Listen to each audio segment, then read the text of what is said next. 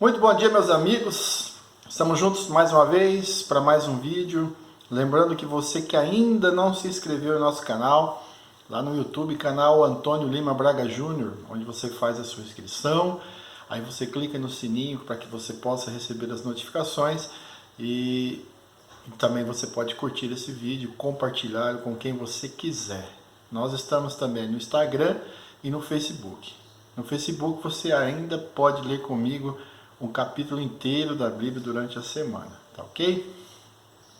Chegamos ao 7º capítulo da carta de Paulo aos Romanos.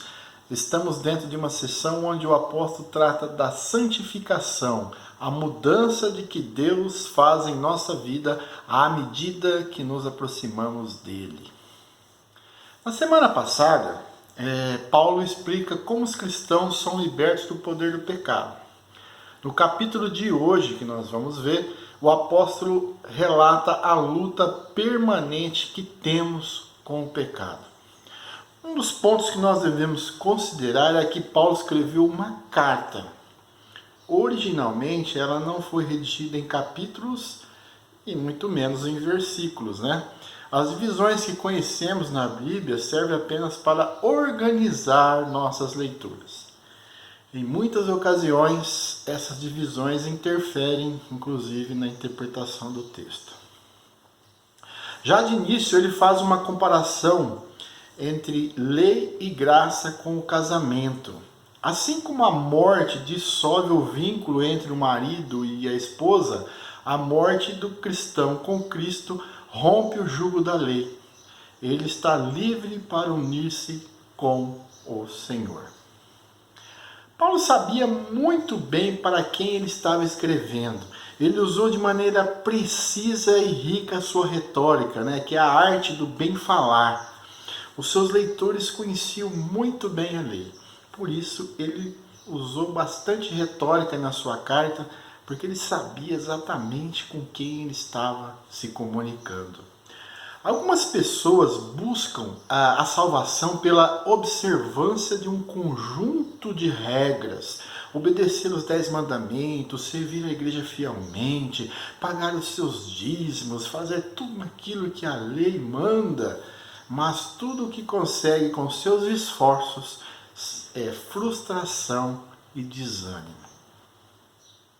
No entanto, por causa do sacrifício de Cristo, o acesso a Deus já está aberto e podemos nos tornar seus filhos simplesmente como colocarmos nele a nossa fé. Se nós estamos colocando a nossa fé em Jesus Cristo, nós estamos tendo acesso a Deus.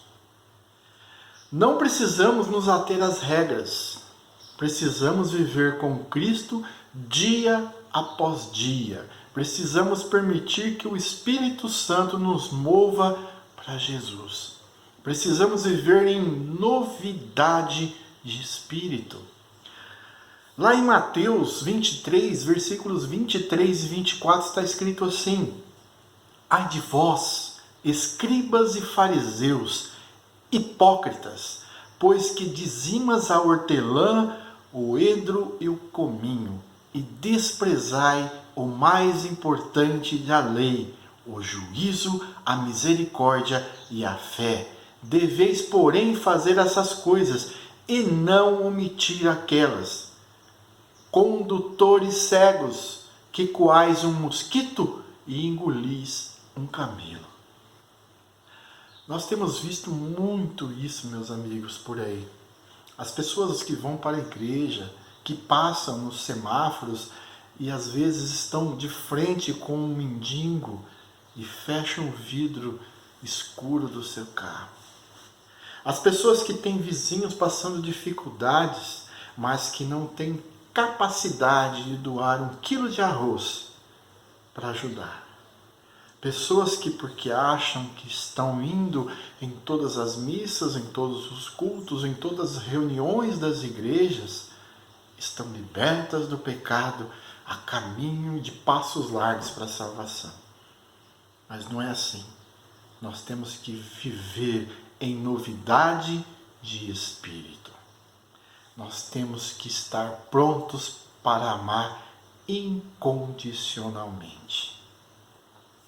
Seguir as regras, leis e costumes dos cristianismo não nos salva. Não.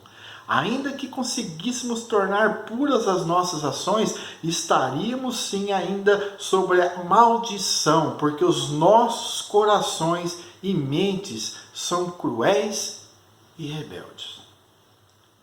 O grande legado da lei é nos mostrar como podemos agradar a Deus e nos conduz à vida eterna. Mas o pecado distorceu esse propósito, de forma que com o tempo a lei acabou nos trazendo a morte espiritual.